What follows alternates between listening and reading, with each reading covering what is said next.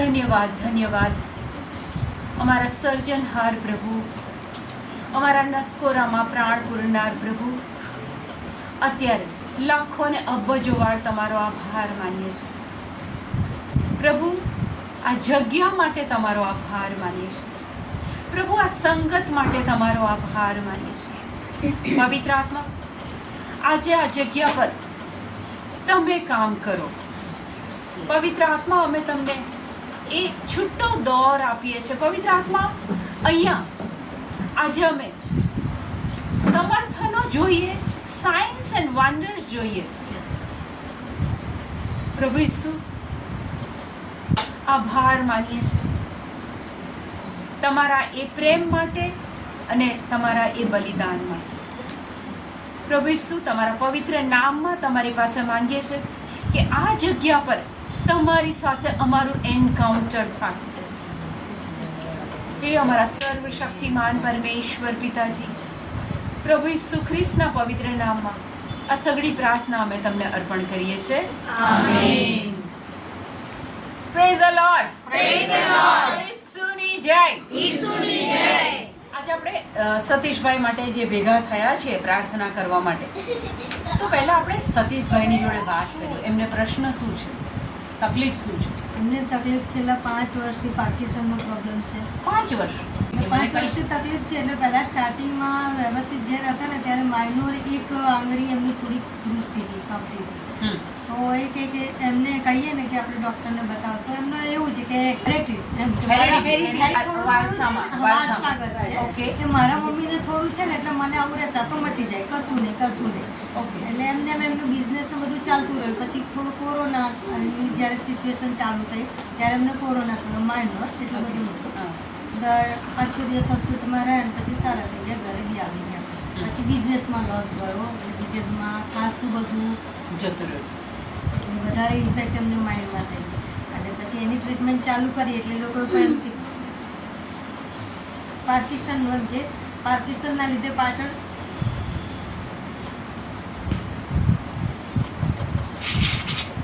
પ્રભુએ એ બધામાંથી તમને ઉગારી લીધા છે. પ્રભુએ તમને આ બધામાંથી ઉગારી લીધા છે. હવે આજે આપણે આ ભેગા થયા છે આ જ વસ્તુ તમારા સુધી લાવવા માટે પ્રભુએ આજે આ આયોજન કર્યું છે કે તમને આ સઘળી તકલીફમાંથી પ્રભુએ ઉગારી લીધા છે. હવે તમે એને કેટલું સ્ટ્રોંગલી ખેંચી લો છો, કેટલું સ્ટ્રોંગલી લઈ લો છો, એના પર એ તમારું રિઝલ્ટ છે. બરાબર? એટલે કૈલાશબેને કીધું એ પ્રમાણે તમને પહેલાં આંગળીમાં શરૂઆત થઈ ત્યારે તમે એમ કીધું કે વારસાગત છે અને આ તો મટી જશે. બરાબર? હવે એમાંથી વધતા વધતા અત્યારે આ સ્ટેજ આવ્યો. તો કૈલાશબેન, તમારો શું કહેવું છે કે વધારે સ્ટેજમાં એમાં કેવું થયું કે જે આ ધંધાનો લોસ ગયો ને એના પછી વધારે સિચ્યુએશન એમની બગડી. એના લીધે પછી શરીરે વધારે વીકનેસ પામતું ગયું.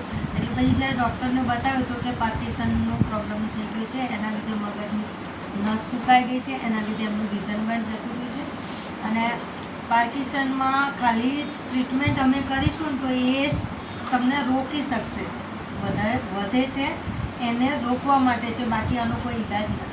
એનો કોઈ ઈલાજ એટલે આ છેલ્લા 5 વર્ષથી જેનો એમની કોઈ treatment ઈલાજ ચાલુ છે. નથી, દુનિયાની કોઈ ડોક્ટર પાસે એનો કોઈ ઈલાજ નથી. એનો ઈલાજ આપણો પ્રભુ છે.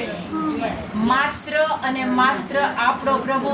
વચન કે છે કે અશક્યને શક્ય બનાવનાર એ આપણો દેવ છે. આજે આપણે એ જે પ્રભુ છે, પ્રભુની શક્તિ છે, એ આપણે સતીશભાઈ, હવે આ જે તમને તકલીફ થઈ એ પ્રભુએ આપી ને? પ્રભુએ આપી ને કે બીજા કોઈ આપી? પ્રભુએ આપી. કૈલાશભાઈ, આ તકલીફ પ્રભુએ આપી કે શૈતાને આપી? બે બાબત ઊભી થઈ અત્યારે. એક તો જ્યારે તમારે આંગળીનું થયું ત્યારે તમે પહેલાં એનો સ્વીકાર કર્યો કે આ તો વારસામાં છે એટલે થયું છે. એટલે વચન એક કહે છે યુહાન 10:10 કે ચોર ચોરી કરવા, કતલ કરવા અને નાશ કરવા આવે છે. ચોર એટલે શૈતાન. એ શાના માટે આવે છે? તો કે છે ચોરી કરવા, કતલ કરવા અને નાશ કરવા. હવે આંગણે જ્યારે એ પાર્કિન્સન્સ આવીને ઊભું રહ્યું, જ્યારે ફર્સ્ટ સિમ્પટમ આવ્યું આંગળીમાં, ત્યારે એમણે દરવાજો ખોલ્યો અને એનો સ્વીકાર કરી લીધો. એ શૈતાનને એમણે આવવા દીધું. એ જ વખતે જો એમણે નકાર કર્યો હોત,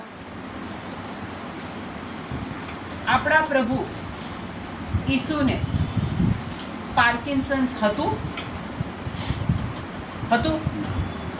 નહીં? કન્ફર્મ? ઈશ્વર પિતાને પાર્કિન્સન્સ ખરું? ના. તો તમે ઈશ્વર પિતાના પુત્ર છો, બરાબર? ઈસુને ઓળખો છો, ઈસુમાં શ્રદ્ધા રાખો છો, એટલે તમે ઈશ્વર પિતાના પુત્ર છો. હવે વારસાની જો વાત કરતા હોય તો તમારો વારસો તો ઈશ્વર પિતાનો વારસો છે. ઈશ્વર પિતાને કોઈ રોગ નથી, ઈસુ ખ્રિસ્તને કોઈ રોગ નથી. તો પછી તમારો વારસો એ જીનેટિક મમ્મી કે પપ્પાનો નથી. તમારો સાચો વારસો તો ઈશ્વર પિતા છે. એટલે જો ઈશ્વર પિતાને નથી તો એ વસ્તુ સ્વીકારી લો કે તમારા શરીરમાં એક પણ રોગ નથી. શરૂઆત ત્યાંથી આપણે કરી. આપણે બધા ઈશ્વરના બાળકો. જો ઈશ્વરને કોઈ તકલીફ નથી તો આપણને પણ કોઈ તકલીફ નથી. તમારામાંથી કેટલા જણ પેલા વંદના પ્રકાશને ઓળખે છે? બરાબર. એ વંદના બેનને વર્ષો પહેલા ડોક્ટરે કીધું તમને ડાયાબિટીસ છે. એણે તરત જ ત્યાં વિરોધ કર્યો. ડોક્ટરની કેબિનમાં ડોક્ટર એમને રિપોર્ટ આપે છે કે તમને ડાયાબિટીસ થયું છે, અને એ બેન એવું બોલે છે કે હું ઈશ્વર પિતાની દીકરી છું, જો મારા પિતાને ડાયાબિટીસ નથી તો મને ડાયાબિટીસ કેવી રીતના થાય? ત્યાંથી એમણે નકાર કર્યો. અહીંયા બેઠેલી એક એક વ્યક્તિ માટે આજનું આ લર્નિંગ લેસન છે કે તમારા શરીરમાં કશું ડિસઓર્ડર આવે તો પહેલાં તો એનો અસ્વીકાર કરો. અચ્છા, થોડું ડાયાબિટીસ છે, થોડું બીપી છે, ચાલી જશે, ત્યાં તમે પેલા ચોરી કરવા, કતલ કરવા, નાશ કરવા આવે છે એને તમે આવવા દો છો.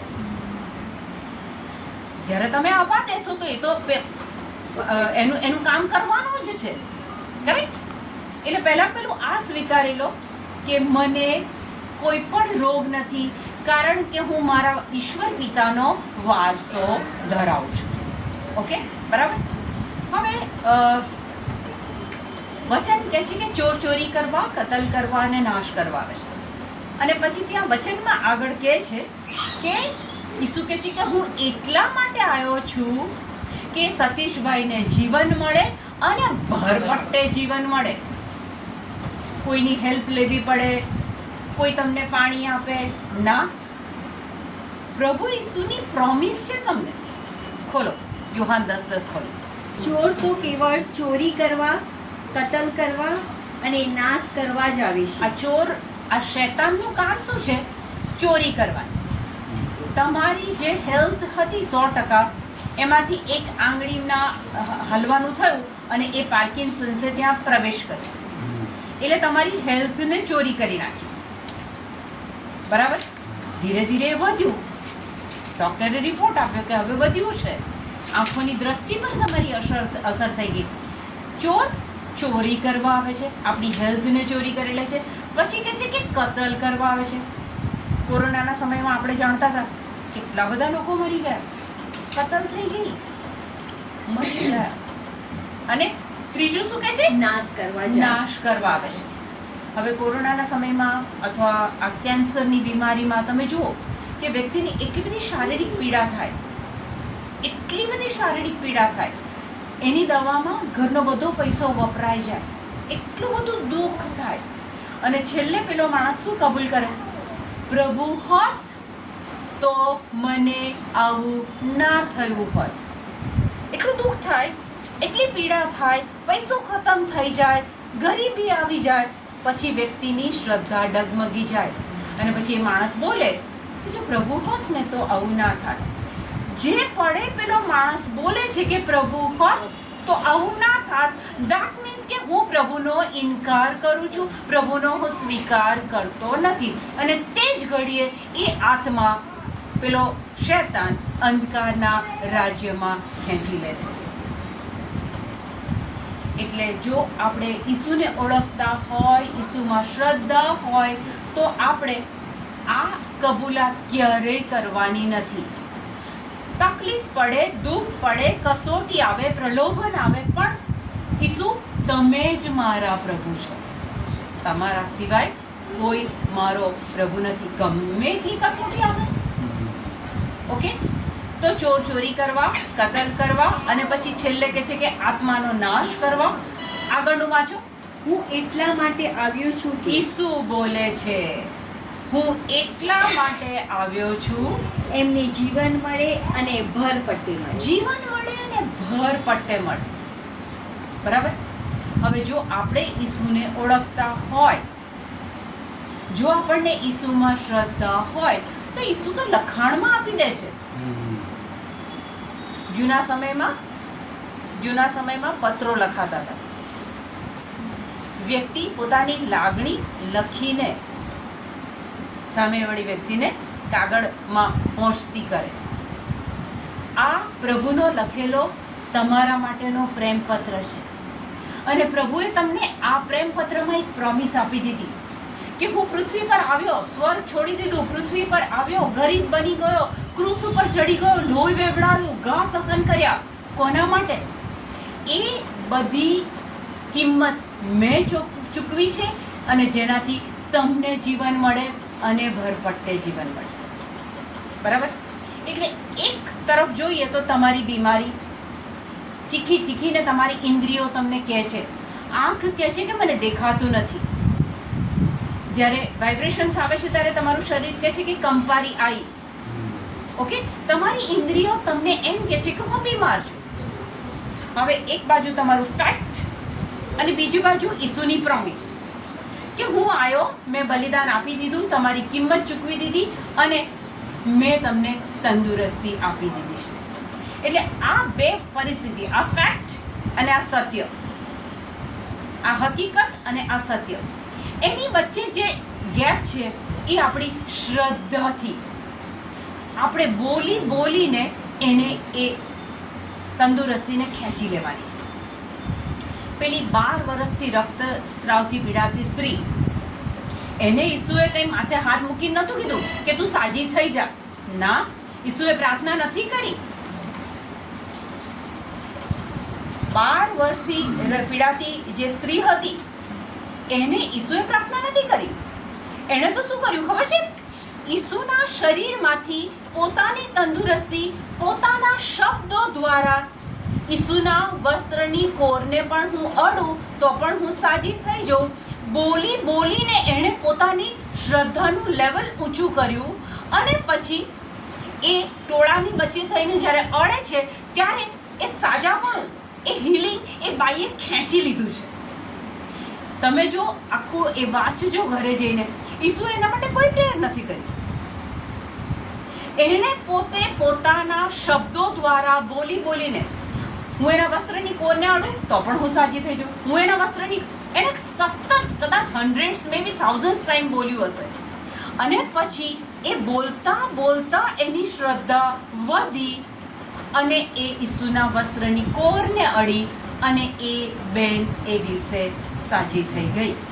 ત્યારે ઈસુ કહે છે કે મારા શરીરમાંથી શક્તિ બહાર નીકળી છે. ઈસુએ શક્તિ જાતે નહોતી કાઢી, પેલી બાઈએ એની શ્રદ્ધાથી શક્તિને ખેંચેલી.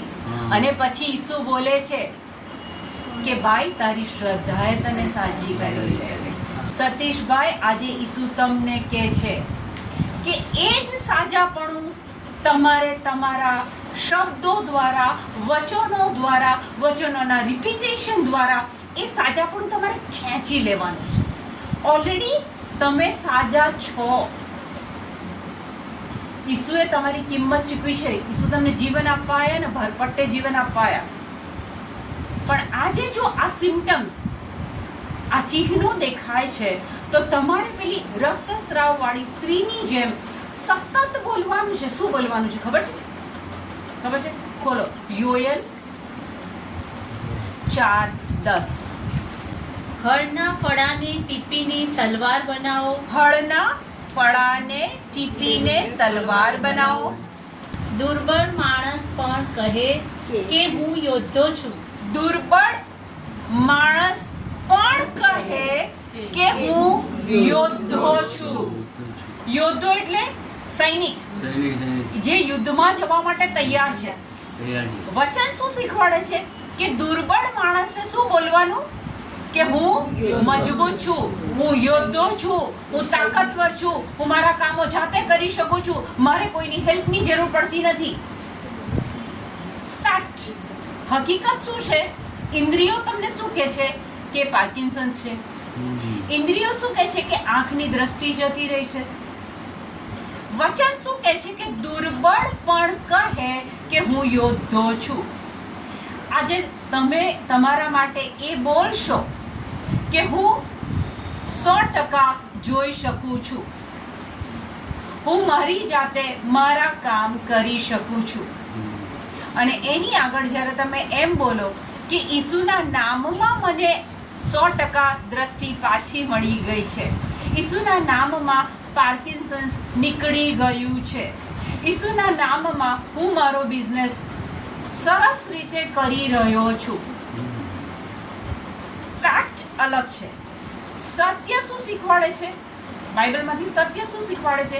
કે જે નબળો હોય, બીમાર હોય, એણે ઈસુના નામમાં હું તંદુરસ્ત છું. પેલી બાઈ બોલતી હતી કે હું એના વસ્ત્રની કોરને પણ અડું તો પણ સાજી થઈ જઉં, અને ખરેખર અડી અને એ સાજી થઈ ગઈ. તમારે પણ આ બોલવાનું છે કે ઈસુના નામમાં હું સાજો છું. પેલો શૈતાન શરીરમાં ઘૂસ્યો, એણે રોગને વધાર્યો. એ પહેલી આંગળી હાલી ત્યારે જો એનો નકાર કર્યો હોત, કૂતરું ઘરમાં આવે અને ત્યારે જ તમે ભગાડો તો એ કૂતરું ઘરમાં નહીં આવે. પણ આપણે એને ભગાડવું પડે. ચોર ચોરી કરવા આવ્યો, પણ હવે તો એટલીસ્ટ આપણે જાગી જઈએ કે આપણા શબ્દો, આપણા વચન દ્વારા આપણે એને હંફાવવાનું. બરાબર? ઓકે. તમને શું લાગે છે કે ઈસુએ પ્રોમિસ આપી છે હું જીવન આપવા, ભરપટ્ટે જીવન આપવા આવ્યો, અને પછી વચન કહે છે કે ઈસુના ઘાથી તમે સાજા થઈ ગયા છો, અને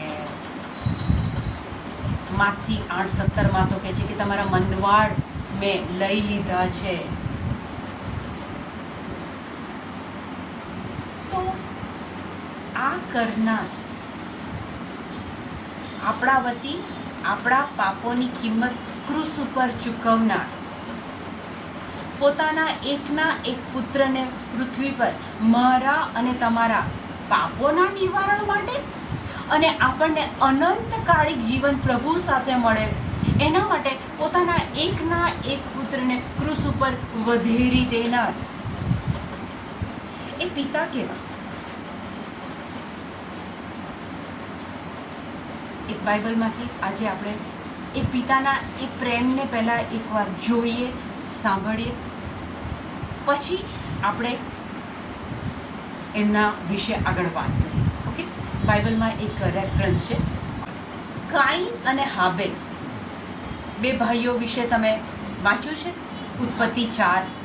બે ભાઈઓ હોય છે, સતીશભાઈ, બરાબર? હવે એ બંને ભાઈ પ્રભુને બલિદાન ચડાવે છે. એક ભાઈ ખેતીમાંથી જે ઉપજ મળે છે એ પ્રભુને ચડાવે છે, અને બીજો એ, કારણ કે એ ઘેટા બકરા પાળતો હોય છે એટલે એ પશુને બલિદાન ચડાવે છે. હવે પ્રભુ એક ભાઈના બલિદાનથી પ્રસન્ન થાય છે અને બીજા ભાઈના બલિદાનથી પ્રભુ પ્રસન્ન થતા નથી. એટલે જે ભાઈના બલિદાનથી પ્રભુ પ્રસન્ન નથી થતા એ ભાઈ ગુસ્સે થઈ જાય છે પ્રભુ પર, એના ભાઈ પર ગુસ્સે થઈ જાય છે. અને પછી કાઈન અને હાબેલ. તો કાઈનના બલિદાનથી પ્રભુ પ્રસન્ન નથી થતા. એટલે કાઈન હવે એના ભાઈને શું કહે છે, ચાલ આપણે બહાર જઈએ, ખેતરમાં જઈએ, પણ એ દૂર જઈએ. એટલે એનો ભાઈ હાબેલ એની જોડે જાય છે. પછી કાઈન જે તે જગ્યા પર એને લઈ ગયા પછી ત્યાં એનું ખૂન કરે છે. એને ના ગમ્યું કે મારું બલિદાન પ્રભુએ ના સ્વીકાર્યું, અને એ જગ્યા પર એના ભાઈનું લોહી વહે છે. આપણા જીવનના કર્મો, બંધ દરવાજે થતા કર્મો, કોઈ ના જોતું હોય એ સમય થતા પાપ, આપણે શું સમજીએ છીએ કે પ્રભુ ક્યાં છે? પણ જ્યારે આ ભાઈ એના ભાઈનું ખૂન કરે છે, પ્રભુ એને બોલાવે છે, એને પૂછે છે તારો ભાઈ ક્યાં છે? તો એક જવાબ આપે છે કે હું મારા ભાઈનો કાંઈ રખેવાળ છું. અને ત્યારે પ્રભુ ત્યાં બોલે છે કે જમીનમાંથી તારા ભાઈનું ખૂન મને ચીખી ચીખીને પુકારે છે. હવે તમે કલ્પના કરો કે તમે એ જગ્યા પર છો, તમે તમારા ભાઈનું ખૂન કર્યું છે, પ્રભુ તમારી જોડે વાતચીત કરે છે. તો હવે તમને શું લાગશે કે પ્રભુ મને શિક્ષા કરશે? ઘરે ગયા પછી વાંચજો, અત્યારે બધું લેવા બેસીશ તો મોડું થશે, વચન લેવા બેસીશ તો મોડું થશે. ઉત્પત્તિનો 4થો અધ્યાય આ વાંચજો. ત્યાં પ્રભુ શું કહે છે ખબર છે કે તારા વિરુદ્ધ જો કોઈ અવાજ ઉઠાવશે તો એને હું 7 ગણી શિક્ષા કરીશ. આ પ્રેમ તમને સમજમાં આવે છે? પ્રભુનો પાપ કર્યું છે, ખૂન કર્યું છે. હવે પ્રભુ એને જે તે જગ્યાએથી દૂર જવાનું કહે છે તો પેલો પ્રભુ સાથે આર્ગ્યુમેન્ટ કરે છે કે હવે મને જે જોશે એ મને મારી નાખશે. ત્યારે પ્રભુ એને પ્રોમિસ આપે છે કે તારી સામે જો કોઈ અવાજ ઉઠાવશે, તને મારવાનો પ્રયત્ન કરશે તો એને 7 ગણી શિક્ષા થશે. યાદ કરો કેટલા પાપો આપણે કર્યા છે.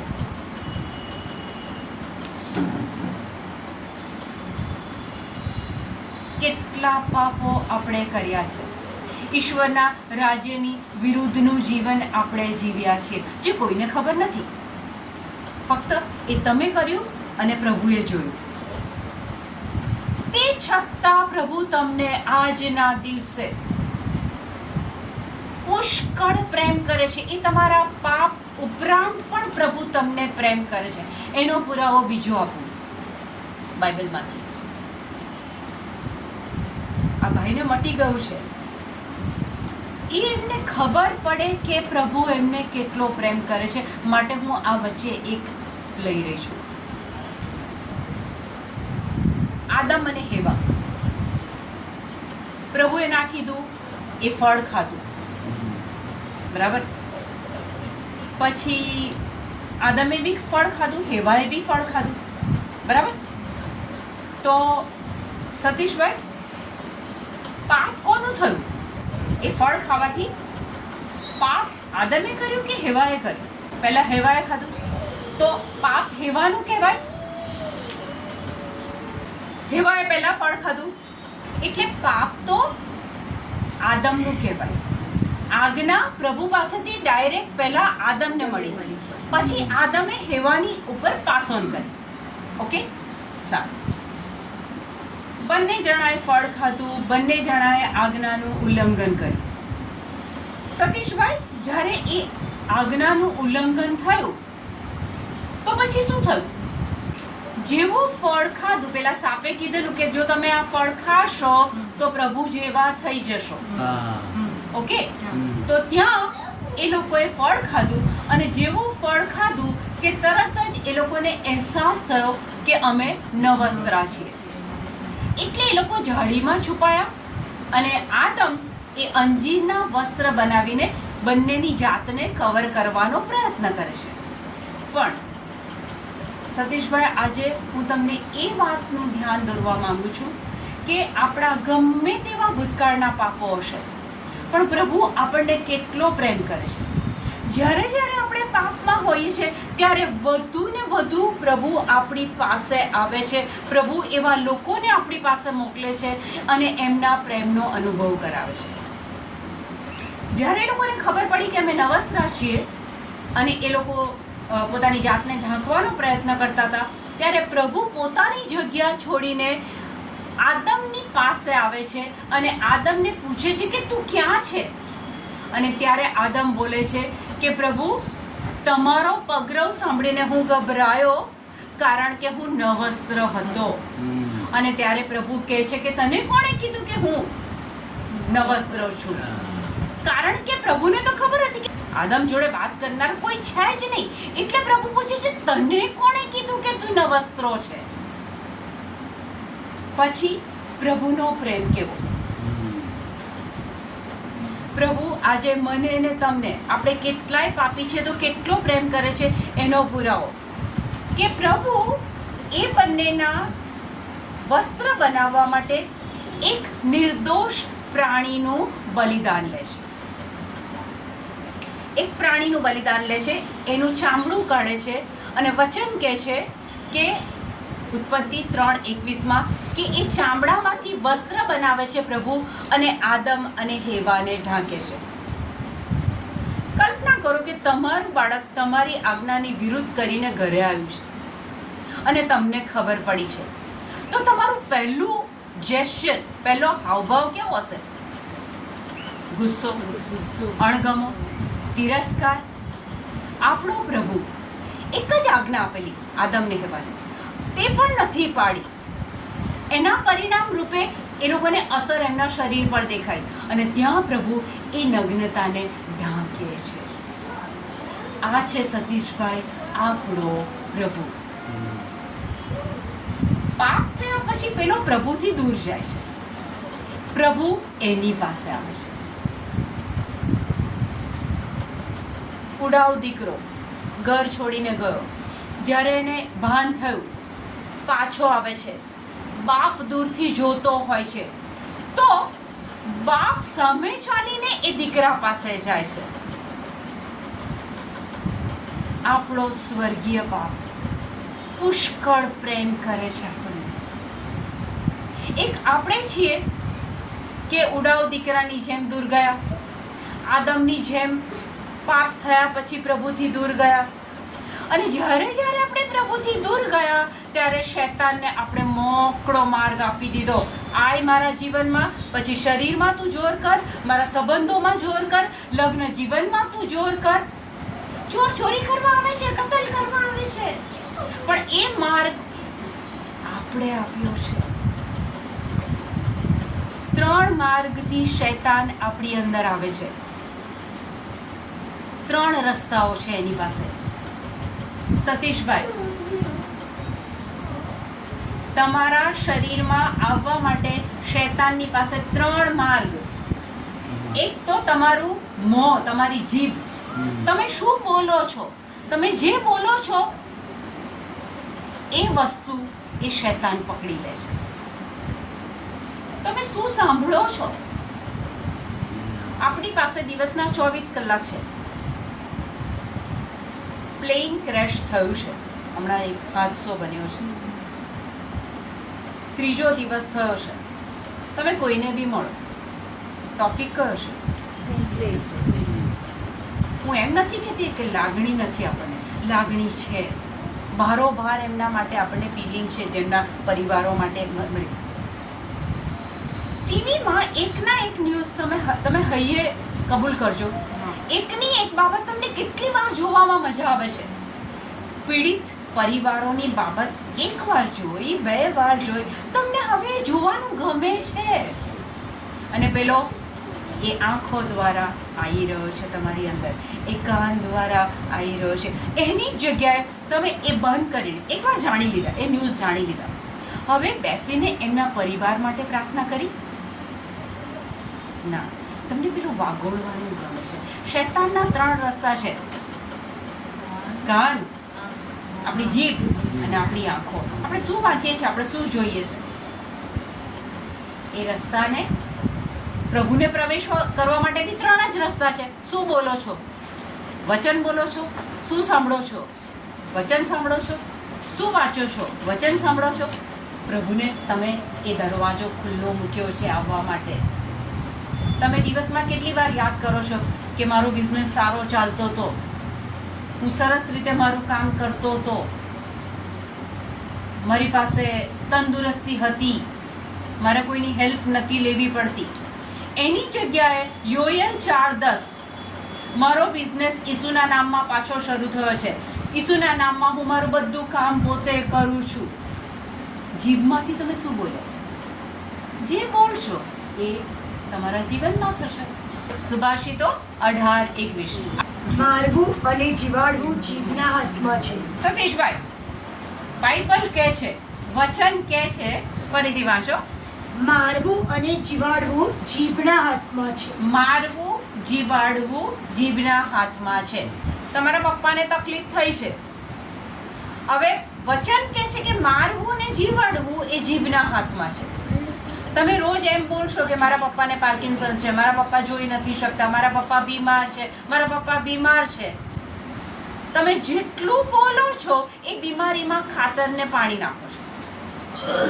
યોએલ 4:10 પ્રમાણે તમે બોલો કે મારા પપ્પા ઈસુના નામમાં સાજા થઈ ગયા છે, મારા પપ્પા જાતે ચાલી શકે છે. મારવું, જીવાડવું જીભના હાથમાં છે. એને જેમ ચલાવશો તેવું ફળ પામશો. એને જેમ ચલાવશો કૈલાશબેન એવું ફળ પામશો. તમે આજથી એમના માટે બોલશો કે ઈસુના નામમાં એ ચાલી શકે છે, ઈસુના નામમાં પાર્કિન્સન્સ નીકળી ગયું છે, ઈસુના નામમાં નવો બિઝનેસ શરૂ થઈ ગયો છે. થશે નહીં, થઈ ગયો છે. તમે જે બોલશો એ થશે. આદમ અને હેવાની આપણે વાત કરતા હતા કે પ્રભુએ એ પ્રાણીના ચામડામાંથી એ લોકોને વસ્ત્રો બનાવીને પહેરાયા અને એમની નગ્નતાને ઢાંકી. અને એ શું છે? એ શું છે કે મેં અને તમે પુષ્કળ પાપો કર્યા છે, પણ મને ને તમને પ્રભુએ મુક્તિના વસ્ત્રો પહેરાવી દીધા છે. એના પુત્રનું બલિદાન લીધું છે, એનું લોહી વેવડાયું છે. એ નિર્દોષ પ્રાણી, અહીંયા નિર્દોષ પુત્ર, એના બલિદાન દ્વારા મને ને તમને મુક્તિના વસ્ત્રો પહેરાવી દીધા છે. અનંત જીવન આપણા માટે સિક્યોર્ડ છે. પાપી હોવા છતાં એ પ્રભુ આપણને આજના દિવસે પ્રેમ કરે છે. પણ પેલા આદમની જેમ આપણે પ્રભુથી દૂર ના જઈએ. ખોવાયેલા દીકરામાં એક મોટા દીકરાનું કેરેક્ટર, જ્યારે પેલો ખોવાયેલો દીકરો પાછો આવે છે, ઘરમાં પાર્ટી ચાલતી હોય છે, મ્યુઝિક ચાલતું હોય છે, ત્યારે પેલો મોટો દીકરો ઘરમાં નથી આવતો, એ બહાર બીજા મજૂરની પાસે ઇન્ક્વાયરી કરે છે, ઘરમાં આ શું વાગે છે, શાની પાર્ટી છે. પછી એ મજૂર કહે છે કે તમારો ખોવાયેલો ભાઈ પાછો આવ્યો છે, એના માનમાં પાર્ટી છે. ત્યારે એ ગુસ્સે થઈ જાય છે, એ ઘરમાં નથી આવતો. ત્યારે ત્યાં પણ એ બાપ એનું ઘર છોડીને, એનું સ્થાન છોડીને ઘરની બહાર આવે છે પેલા મોટા દીકરા પાસે અને એને કન્વિન્સ કરે છે કે તું તો મારો જ છે, મારું બધું તારું જ છે. આપણો સ્વર્ગીય બાપ આ છે. આપણે રિસાઈને જઈએ છે, એ એનું સ્થાન છોડીને આપણને મનાવવા આવે છે. શું આજના દિવસે પ્રભુએ આમને સતીશભાઈને હીલિંગ આપવામાં, સાજાપણું આપવામાં કઈ કમી રાખી છે? પ્રભુએ તો એમને સાજાપણું આપી દીધું છે. એ બાપનો પ્રેમ છે, એ સ્વર્ગીય બાપનો પ્રેમ છે. પણ પ્રભુ આદમને પૂછે છે, તે ફળ ખાધું? કે ના, મને પેલી હેવા આપેલી ને એણે મને આપ્યું. હેવાને પૂછે છે, તે ફળ ખાધું છે? ના, પેલા સાપે મને આપ્યું. આ હું ને તમે છીએ. હજુ પ્રભુ પાસે આવવામાં પાર્ટનર, લાઈફ પાર્ટનર આવવો મળ્યો. બાળક આવું મળ્યું, ઓફિસનો બોસ આવો મળ્યો, હજી આપણે બીજાના ખોંચા કાઢીએ છીએ. જે દિવસે આપણે આપણા ભૂલને સ્વીકારતા, આપણે આપણા પાપોને પ્રભુ આગળ કબૂલ કરતા થઈ જઈશું ને, આ હિલિંગમાં 1 મિનિટ નહીં લાગે. આપણા જીવનોમાં પરિવર્તન આવવા માટે સમય નહીં લાગે. હજી આપણે આપણી બુદ્ધિના ઉપયોગથી પ્રભુ સાથે આર્ગ્યુમેન્ટ કરીએ છીએ. આમ કરીએ છીએ ને ત્યારે 3 આંગળી આપણી તરફ આવે છે. 3 ગણો મારો ફોલ્ટ છે. સતીશભાઈ, પ્રભુ તમને પુષ્કળ પ્રેમ કરે છે. આજના દિવસે અઢળક પ્રેમ કરે છે. એમ નહીં માનવાનું કે આ થયું દેટ મીન્સ કે પ્રભુએ મને કોઈ શિક્ષા કરી છે.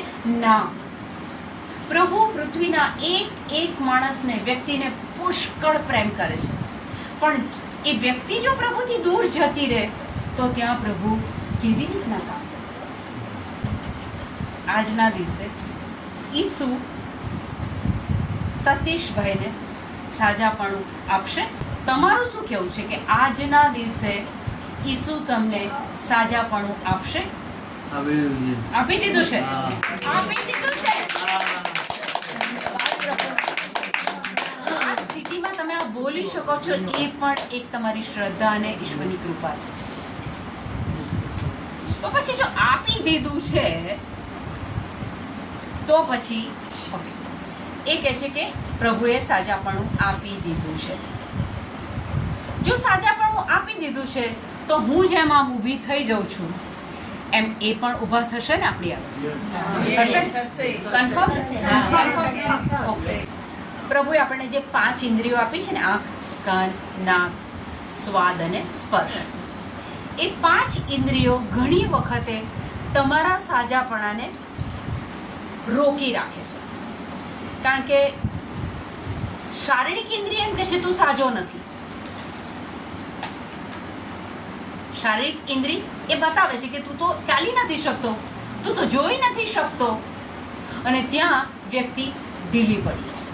પણ જે વ્યક્તિ આમાંથી એક સ્ટેપ ઉપર આવી ગઈ, શ્રદ્ધા રાખે. શ્રદ્ધા એટલે શું? જ્યારે ઈસુ પૃથ્વી પર હતા ત્યારે ઈસુ શું કહેતા હતા કે ભાઈ તારી શ્રદ્ધાએ તને સાજો કર્યો છે. રક્તસ્રાવ વાળી સ્ત્રીને ઈસુ શું કહે છે? બેન તારી શ્રદ્ધાએ તને સાજી કરી છે. એટલે આપણે જો અત્યારે એ હિલિંગને જોવું છે તો આપણે શ્રદ્ધા રાખવી પડે. કૈલાશભાઈ, શ્રદ્ધા એટલે શું? રડવાનું નહીં. શું દુઃખ છે મને? શ્રદ્ધા નથી રખાતી એવું છે? હા, એમને નથી રખાતી શ્રદ્ધા. ઓકે. આપણે કહીએ ને એટલે ક્યાંથી લાવ શ્રદ્ધા? શ્રદ્ધા શું છે? સારું સારું. એમનું હસબન્ડ વાઈફનું આ એક વાતચીત છે. એ કે હું સતીશભાઈ કે છે હું શ્રદ્ધા લાવું ક્યાંથી? એમનો પ્રશ્ન અથવા એમનું એ બહુ સરસ છે. શ્રદ્ધા તો રાખવી છે, બધાને રાખવી છે, પણ લાવવી ક્યાંથી શ્રદ્ધા? સતીશભાઈ, તમારી વાત 101% હું સહમત થઉં છું. લાવવી ક્યાંથી? બરાબર ને? તો મને કોઈક મોલનું નામ આપી દો ને, કયા મોલમાં છે, આપણે જઈને લેતા આવીએ. તમારામાંથી મને કોણ કહેશે કે આજે આપણે સતીશભાઈને આ હેલ્પ કરવી છે કે એમની શ્રદ્ધાનું લેવલ ઊંચું આવે, અને જ્યાં એ લેવલ ઊંચું આવશે કે ઇમિડિયેટલી એ હિલિંગ જોશે. શ્રદ્ધા વગર હિલિંગ નહીં જોવે. રોમન 10:17 શું કહે છે કે શ્રદ્ધા સાંભળવાથી વધે છે. ખ્રિસ્તના સંદેશા સાંભળવાથી વધે છે. સતીશભાઈ, આપણી પાસે એક પ્રશ્ન છે કે શ્રદ્ધા ક્યાંથી લાવવી? તો બાઇબલમાં એનો જવાબ છે કે જેટલું તમે ઈસુ વિશે સાંભળશો, પિતા વિશે સાંભળશો, પવિત્ર આત્મા વિશે સાંભળશો, જેટલું તમે બાઇબલમાંથી સાંભળશો એમ તમારી શ્રદ્ધા વધશે. વચનમાં એવું નથી કીધું કે કર્મ કરવાથી શ્રદ્ધા વધશે. સાંભળવાથી, વચનો સાંભળવાથી શ્રદ્ધા વધશે.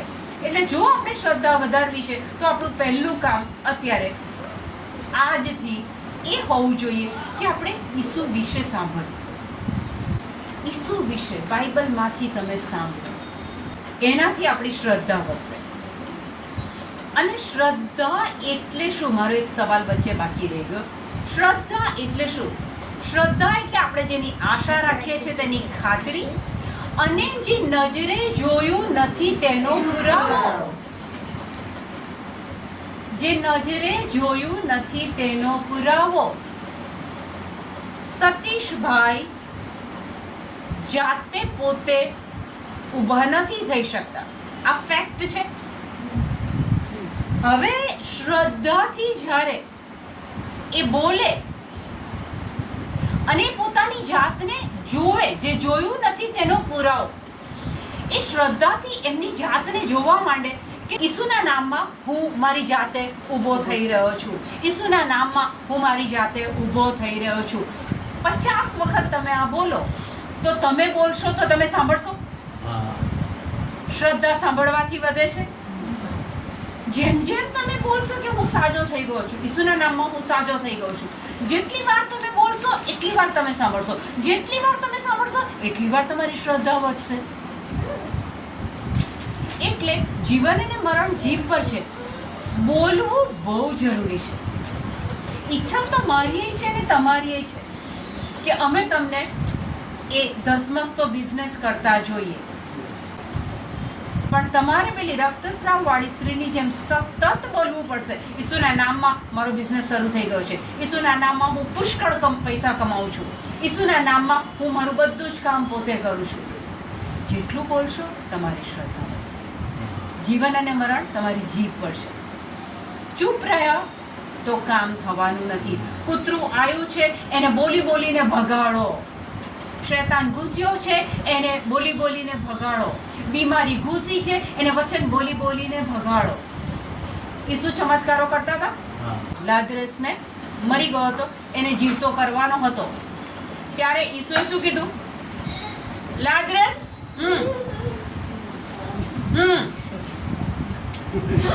ઈસુને બોલવું પડ્યું. જીવન અને મરણ જીભ પર છે. ઈસુએ ખોખારીને કીધું, લાઝરસ બહાર આવ.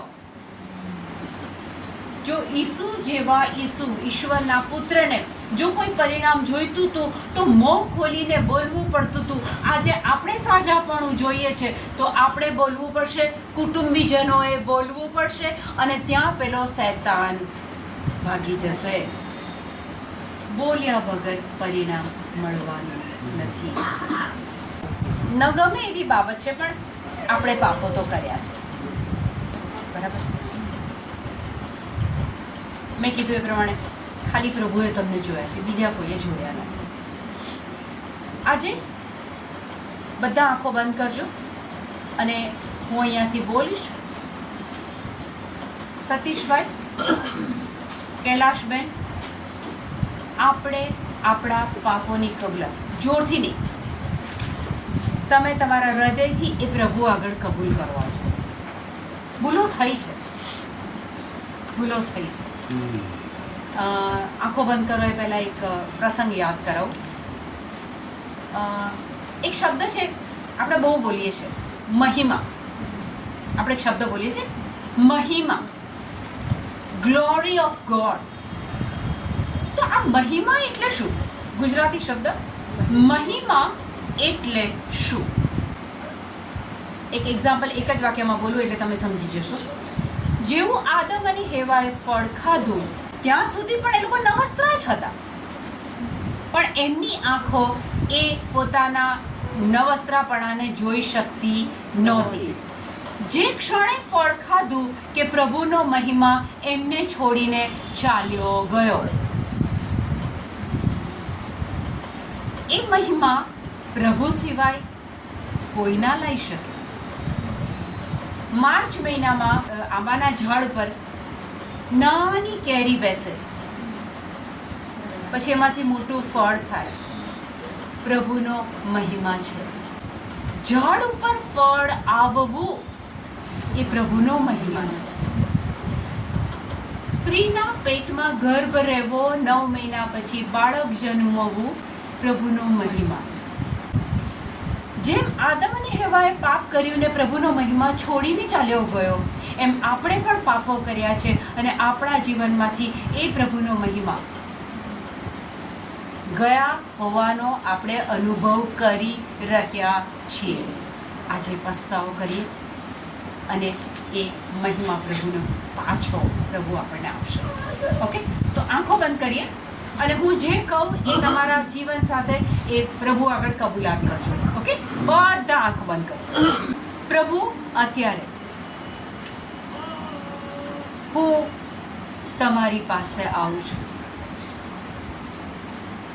પ્રભુ, અત્યાર સુધીના જીવનમાં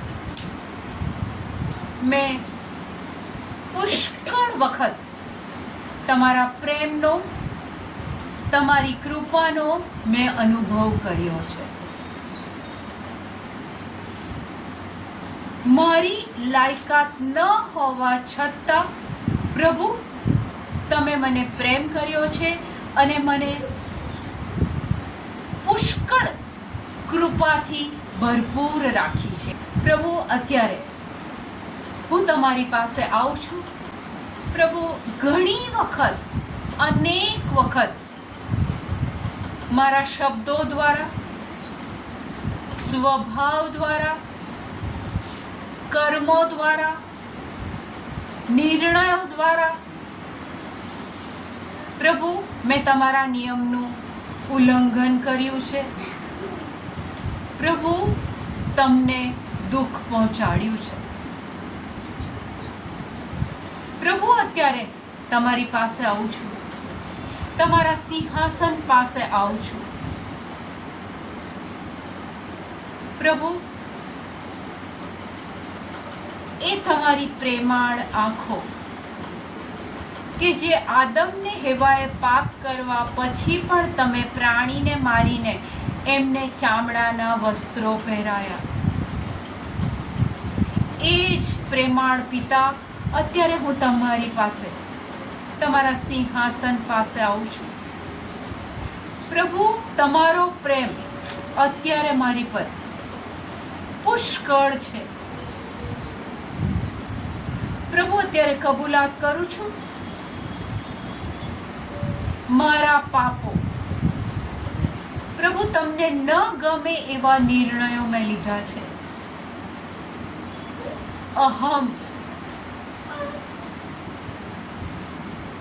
અહંકાર,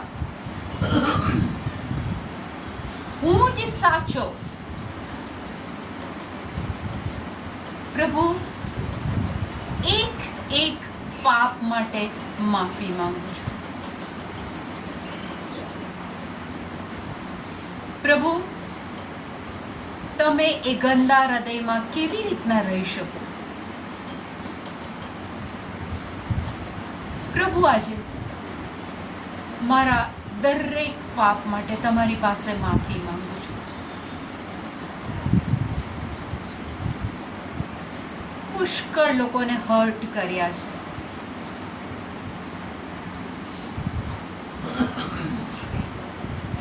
ખોટી બાબતોને સાચી સાબિત કરી છે.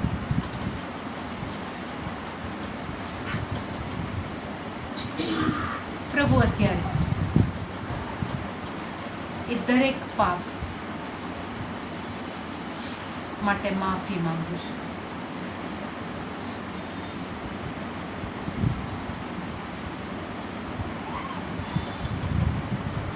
ધન્યવાદ પ્રભુ, તમે એ માફી મને આપી દીધી છે, માટે હું તમારો આભાર માનું છું. પ્રભુ, અત્યારે હું મારા મુખેથી કબૂલ કરું છું કે વચન કહે છે કે ઈસુ તમારા લોહીમાં મારા પાપો તમે ધોઈ કાઢ્યા છે. પ્રભુ, વચન કહે છે કે મેં તારા પાપોને વાદળની જેમ વિખેરી નાખ્યા છે, ધુમ્મસની જેમ હટાવી દીધા છે. ઓ પ્રભુ, આ તમારા પ્રેમ માટે આભાર માનું છું. તમે આપેલી પાપોની માફી માટે આભાર. Thank you Lord, thank you Lord. ધન્યવાદ પ્રભુ. Thank you Lord, thank you Lord, thank you Jesus. એ બલિદાનમાં ઈસુ તમે મને શુદ્ધ કરી દીધી છે માટે આભાર માનું છું. ઓ ઈસુએ તમારા પ્રેમ માટે આભાર માનું છું. ઈસુ તમે ક્રુસ ઉપરથી પિતાને કહી દીધું કે આ શું કરે છે એનું એને ભાન નથી માટે માફ કરો. અને ત્યારે ઈસુ તમે મને માફી આપી દીધી છે, મારા વતી માફી માંગી લીધી છે, એ માટે હું તમારો આભાર માનું છું. ધન્યવાદ પ્રભુ. Thank you lord. Amen. Amen. Satishbhai, વચન કહે છે કે ઈસુના ઘાથી તમે સાજા થઈ ગયા છો. Yes, amen. તમે પ્રાર્થના કરો, તમે ઉપવાસો કરો અને પછી સાજા પણ ના.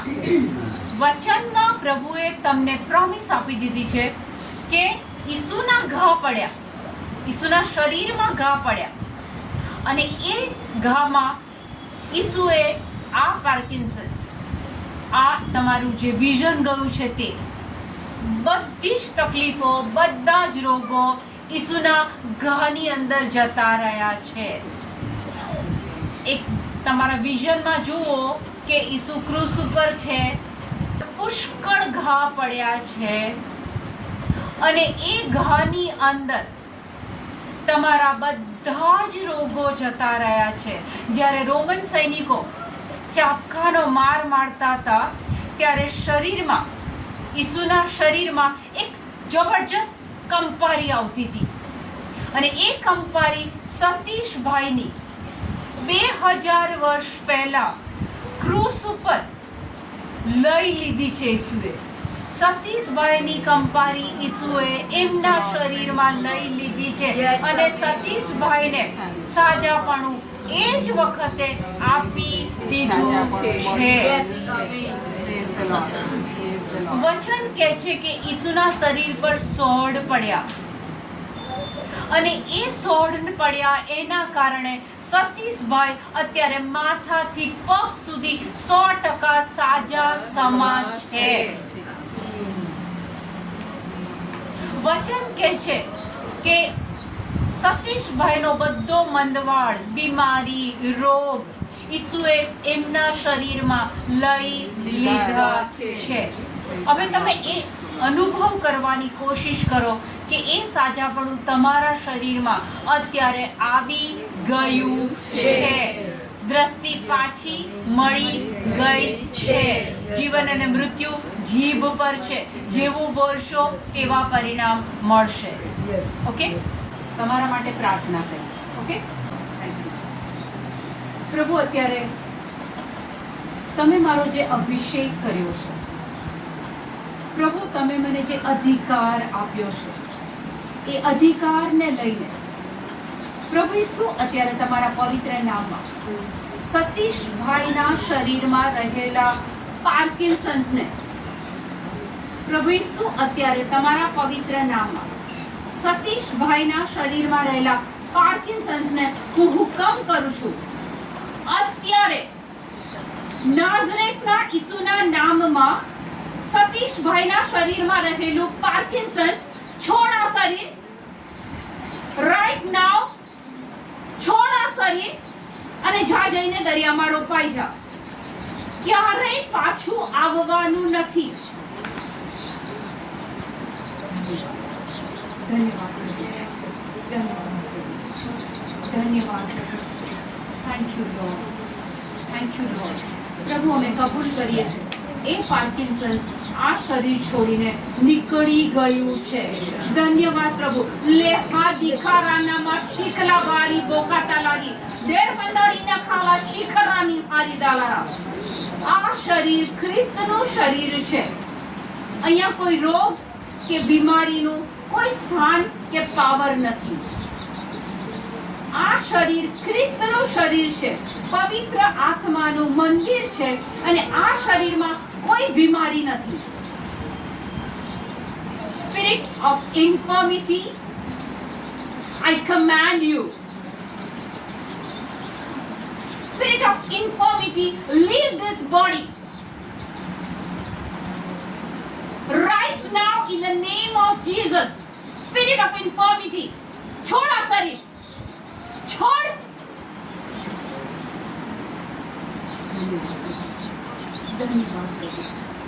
પવિત્ર આત્મા અત્યારે તમારો આહાર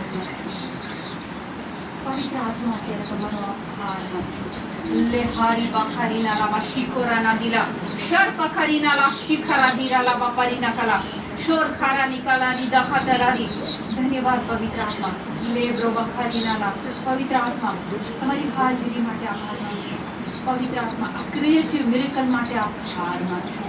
ધન્યવાદ પવિત્ર આત્મા. ધન્યવાદ પવિત્ર આત્મા. શક્તિશાળી પવિત્ર આત્મા તમારો આભાર માનું છું. તમે અહીંયા કામ કરી રહ્યા છો, આ શરીરમાં તમે કામ કરી રહ્યા છો માટે હું તમારો આભાર માનું છું. ધન્યવાદ ધન્યવાદ.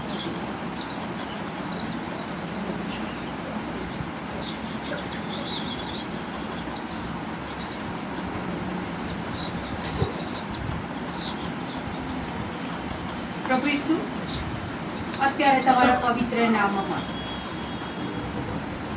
સતીશભાઈની આંખોને હું હુકમ આપું છું. પ્રભુ ઈસુ અત્યારે તમારા પવિત્ર નામમાં સતીશભાઈની બંને આંખોને હું હુકમ આપું છું. ઈસુના નામમાં બંને આંખો તને જે કામ માટે સર્જન કર્યું છે એ જોવાની પ્રક્રિયા શરૂ કર.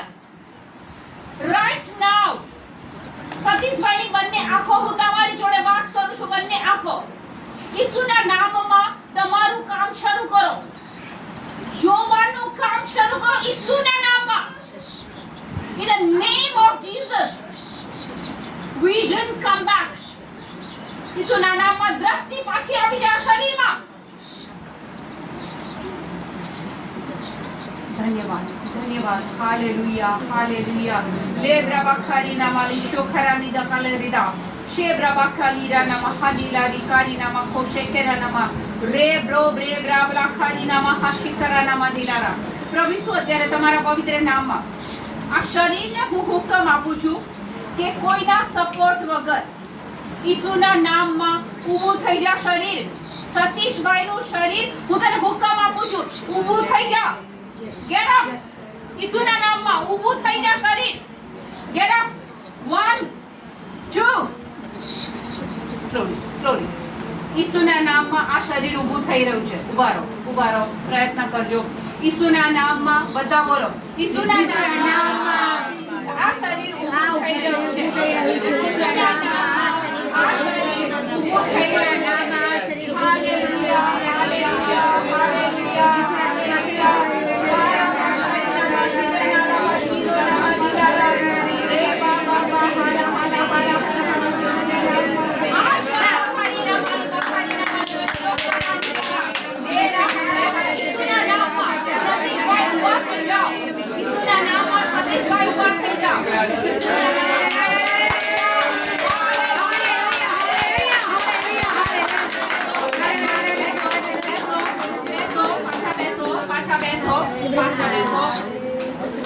પ્રભુ ઈસુ ખ્રિસ્તના પવિત્ર નામમાં સતીશભાઈ તમે સાજા થઈ ગયા છો. હવે તમારી જાતે ઊભા થાઓ. બોલો ઈસુના નામમાં હું ઊભો થઈ રહ્યો છું. બોલો ઈસુના નામમાં હું ઊભો થઈ ગયો છું. ઈસુના નામમાં હું ઊભો થઈ ગયો છું. જીવન અને મરણ તમારી જીભ પર છે. જીવન અને મરણ તમારી જીભ પર છે. ઈસુના નામમાં હું ઊભો થઈ ગયો છું. ઈસુના નામમાં હું ઊભો થઈ ગયો છું. ઈસુના નામમાં હું ઊભો થઈ ગયો છું. ઈસુના નામમાં હું ઊભો થઈ ગયો છું. બોલો બોલતા બોલતા ઉઠો.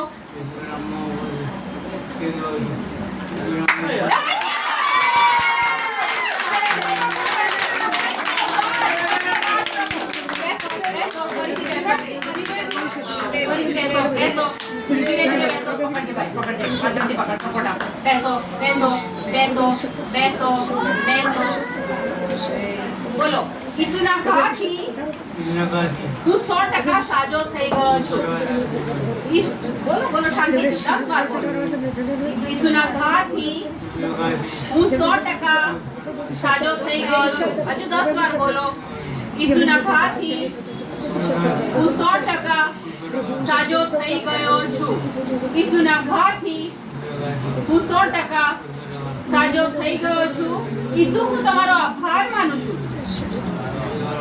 ઈસુ હું તમારો આભાર માનું છું હું 100% સાજો થઈ ગયો છું ચાલો ફરીથી ઉઠો ઈસુ બોલો ઈસુ તમારા નામમાં હું ઊભો થઈ ગયો છું ઈસુના નામમાં હું ઊભો થઈ ગયો છું ઈસુના ઘાથી મને સાજાપણું મળી ગયું છે yes yes yes yes yes વાહ યસ યસ યસ યસ ધન્યવાદ પ્રભુ થેન્ક યુ લોર્ડ લે ઉભા રહેજો ખાલી ઉભા રહેજો લાહારી બાકારી નામા શિખર નામા દિલારા તિખતલારા શિપ્રમા ખાતિલોરાના ધન્યવાદ પ્રભુ ઈસુ તમારા પવિત્ર નામમાં સતીશભાઈ 100% સાજા થઈ ગયા છે ધન્યવાદ પ્રભુ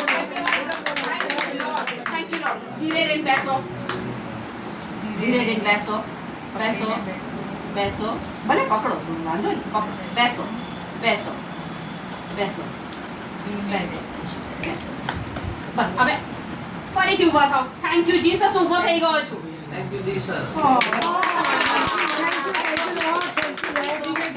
બેસો બેસો બેસો બેસો ઈસુના નામમાં હું બેઠો છું ઈસુના નામમાં હું બેસી શકું છું બેસી શકું છું જો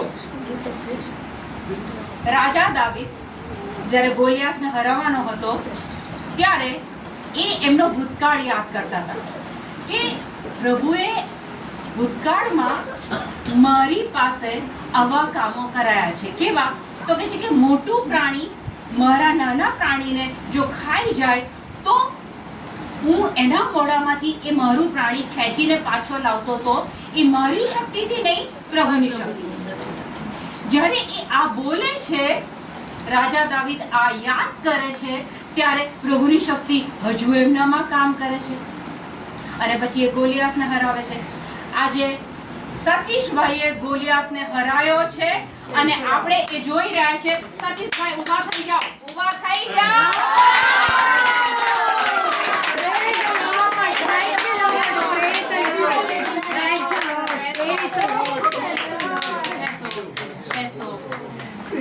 બોલો બોલો બોલો સતીશભાઈ બોલો કે હું 100% સાજો થઈ ગયો અને જુઓ હું ઊભો થયો છું ઈસુના નામમાં ઊભો થયો છું બેસો બેસો બેસો બેસો બેસો બેસો sit down બેસો હવે બોલો ઈસુના નામમાં ગભરાયા વગર હું ઊભો થયો છું ગભરાયા વગર ઊભો થયો છું હા ધન્યવાદ પ્રભુ ધન્યવાદ के साथ स्तुति गाऊंगा हे यीशु मेरे खुदा उपकार तेरे हैं यीशु का कोटि कोटि स्तुति धन्यवाद થેન્ક યુ જીસસ તમારા નામમાં પ્રભુ ઈસુ તમારા નામમાં માથાથી પગ સુધી એ સાજા થઈ ગયા છે સતીશભાઈએ એમની શ્રદ્ધાથી ગોલિયાતને હરાયો છે यस आमेन 100% સાજાપણું મળી ગયું છે પ્રભુને એક મહિમા આપો પ્રભુને આભાર માનો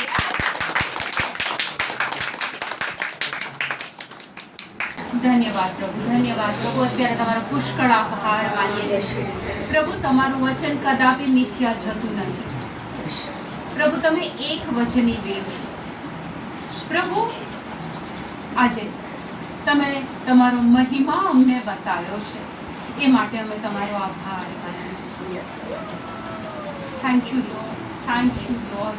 આમેન. આમેન. આમેન.